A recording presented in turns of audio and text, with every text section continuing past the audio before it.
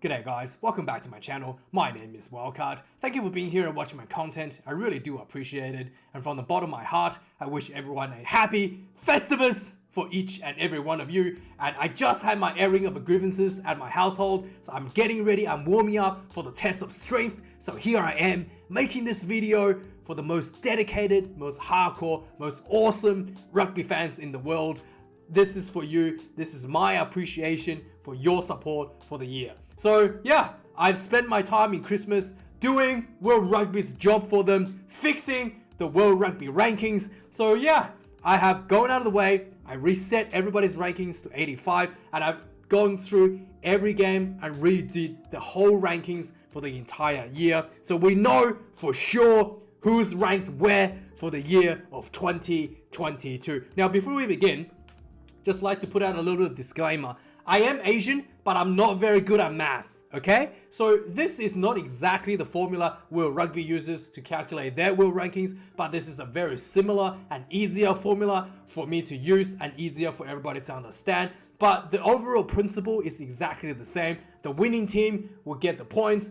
If the winning team is the away team, they'll get extra points for being away. So there is a away advantage. And then also, obviously, the bigger the gap between the two teams in terms of their current standings, the more points will be exchanged if the teams lose, if the underdog wins. So just basic stuff like that makes it's exactly the same as the World Rugby rankings. But overall, it's just the compile of all the points to see where the teams will be at if they all started the race on a level playing field, and that is the idea. So with that being said, before we begin, also, I think everybody already knows who's going to be the number one team in the world. So it's not very intriguing to go and count down for the number one team. So we're going to do something different. It is Festivus after all. We're going to do a count up to the worst team in the world.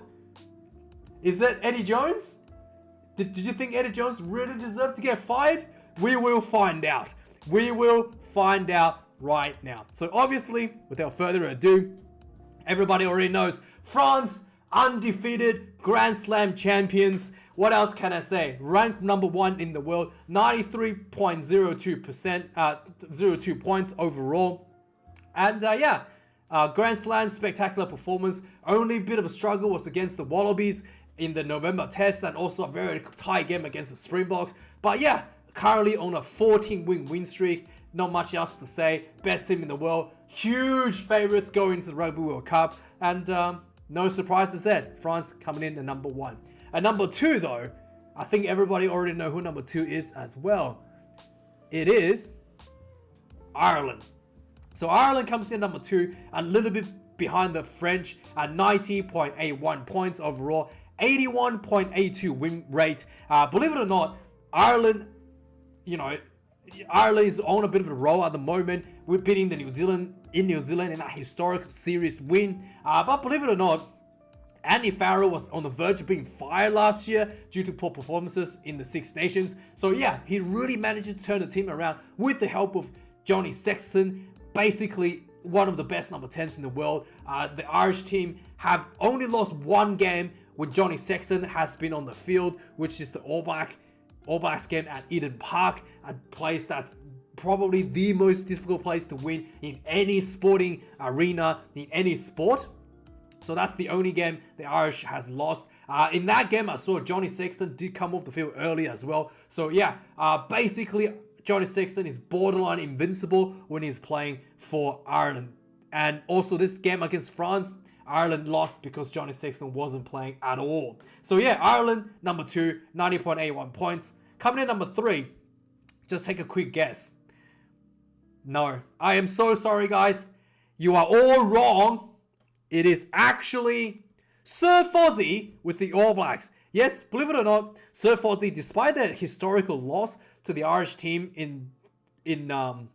historical losses to Ireland, to the Springboks, to Argentina, they actually finished the season quite strong with with a very strong finish, almost pretty much undefeated. Yeah, undefeated going into the end of the season. So after they lost to Argentina at home, was basically a wake-up call for the All Blacks, and they went on to basically be undefeated for the remainder of the season. Now, you might argue that some of the teams that the All Blacks has beaten towards the end of the season weren't, top teams, but still, a win is the win. That's the whole point of this ranking.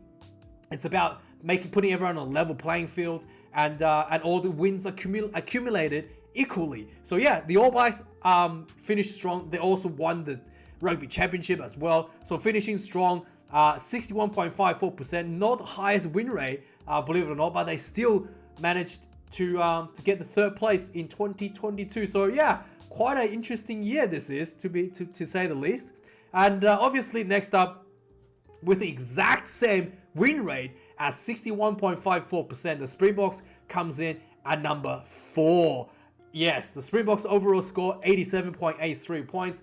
The only difference in score is that draw the All Blacks had against the English in the last game of the season. That is literally the sliver of the difference between the Springboks and the All Blacks. But overall, the win rates is exactly the same. The Springboks did have a little bit of selection issues with the number 10 being injured, and also Springboks that's lost against Wales at home really cost the Springboks quite a lot of points, as the Welsh went into the Test series very huge deficit following the Six Nations. So that home loss to Wales, first ever home loss to Wales, really hurt the Springboks a little bit as well there. But overall, the Springboks did also have much more difficult teams in the November Test series, losing to Ireland and France, the top 2 teams in the world. No shame about that. And losing to both teams really without the starting number 10 in 100 Pollard as well. So really nothing to be ashamed of, but it is what it is. The Springboks gets number 4 position on the table. Coming in number 5, take a guess who it might be. It's a big surprise. It's Sir Eddie coming in at number 5, believe it or not, with 41.67% win rate. Yes, very, very surprising. Do you think Sir Eddie deserved to be fired after securing 5th place overall in the Rugby World Rankings? Maybe a little bit hard done by, but if you really look into the details, England's performance has been quite lackluster. The only good spill of good rugby the English play was against the Wallabies in July. Really, took that series with a lot of guts and determination. Something that the English team really failed to convey in November. Really failed that as well in the Six Nations series. And that draw against the All Blacks, I thought was quite a good effort for the England side. But regardless, Eddie Jones getting fired, like it or not, still ranked 5th in the world, and a lot better than a lot of the teams that we haven't mentioned yet. So yeah, let me know your thoughts if Eddie Jones deserved to be fired, but it is what it is. England coming in at number 5, 84.3 points. Number 6, quick guess. No, all wrong again. Again, you're all wrong. It's actually Italy. Yes, believe it or not, Italy is ranked 6th. Ranked 6th in the world rankings, okay? Ahead of the Wallabies, ahead of Scotland, Italy ranked 6th. And the big contributing factor to Italy ranking 6th is the huge upsets that the team was able to muster, beating Wales in Cardiff in the Six Nations was a huge turning point for the Italian team. They went on to also huge upset over Wallabies just before the end of the season, and really saw their points skyrocketing back into that positive territory. They did have a little bit of help with some games against some of the newer teams that hasn't really played this year, against Romania and Georgia. But regardless, overall, beating the Wallabies at the end of the season was the big point that saw Italy jumped up in the rankings and getting themselves to that 6th spot overall. And 40% win rate, 83.58 points. It is what it is, guys. Italy coming in at 6. At 7, quick guess. Some of you guys got it correctly. It's Argentina. Michael Cheika took Argentina from a horrendous run last year and really made some historical wins this year as well. They managed to absolutely flog the Wallabies. They managed to beat the All Blacks first time ever in New Zealand, and then only to kind of like trail off the season in a bit of a lackluster finish to the end. So yeah, they did manage to squeeze out a win over England in November, which was another huge point for Argentina. But yeah, the rest of it, and this was also, this win was also the first time Michael Cheika was able to beat Eddie Jones as a head coach. So yeah, overall, the performances, losing to Wales, losing to Scotland, really saw Argentina's points drop quite considerably in these two instances. And then they finished up at 82.78 points, and 7th overall. Still a very, very, very impressive season considering how far they were behind in 2021. Now take a guess, number 8. Yes, some of you guys got this correctly. It's Scotland. Yes, Scotland is number 8. Scotland is one of the teams that started really strong, beating England to win the Calcutta Cup in the Six Nations, and then had a lot of internal issues with their players. A lot of the players just seemed to put in 100% of the effort. There was a viral video where Finn Russell was walking on the field, not getting the defense, and as a result, Gregor Townsend had to set an example, essentially dropping Finn Russell's in hoping to kind of like send a warning to the rest of the team to get them to perform a bit better. But yeah, a lot of the Scottish players, I do feel for the coach, are not really performing to their best capacities consistently. So yeah, so that kind of gamble really did pay off in a sense for Gregor Townsend, as Finn Russell really took that to heart and really worked on his game and improved tremendously over the year, and came back in the November international test and as a completely different player. He was absolutely spectacular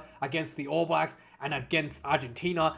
It was the best number 10 performance by any team in the world in 2022. It was absolutely sublime, beautiful rugby. It was just incredible to watch. And for the first time in my life, I look forward to watch Scotland play rugby. I want to see Scotland play in the Six Nations. I want to watch Finn Russell. That tells you how much I'm excited by the improvement that Finn Russell had last year. But overall, Scotland did fell short in the Six Nations. Did fell short, in July Test series against Argentina, finishing the season 82.52 points, 36.36% win rate overall. Coming in next, yes, you guessed it, it's the Wallabies. Yeah, coming in at ninth in 2022. Horrendous year for the Wallabies.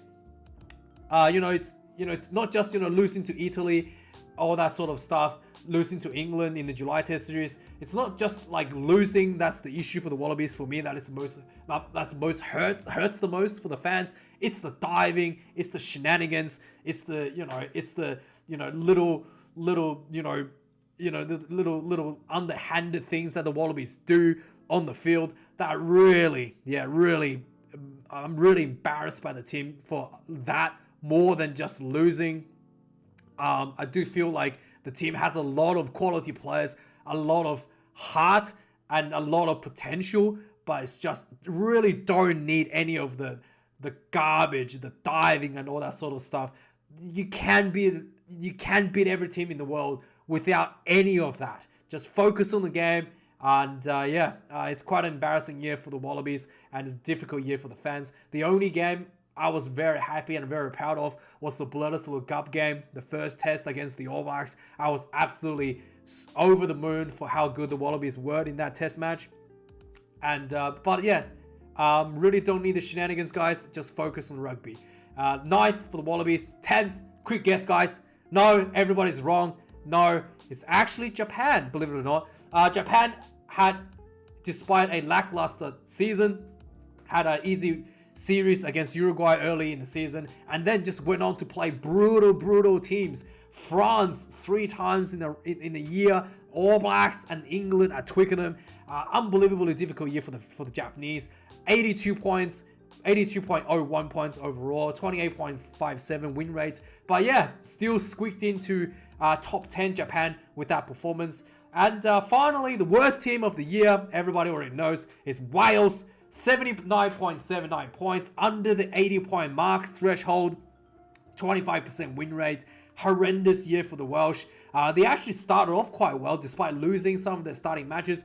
I did feel like the Welsh team had energy, had passion, and then all of that just fell away when they lost to Italy in that 5th test in the Six Nations. And then, yeah, they did have this historical win over the Springboks in July, and then in November, just completely thrown that away, losing to Georgia at home, and then basically throwing the game away against the Wallabies in the final test. Yeah, quite embarrassing. It's going to be a lot of work for Warren Gatland to turn this around. But yeah, it is what it is. Wales are number 11. And that is the final team of the year. Let me know your thoughts about the rankings, guys. And let me know if Eddie Jones deserves to be fired. Let me know if you think the rankings is wrong. I'm sure some people will tell me it's wrong. It's biased against the Welsh. Whatever it is, guys, let me know in the comments down below. Happy Christmas, happy Festivus, whatever you celebrate. And see you guys later. Have a good one.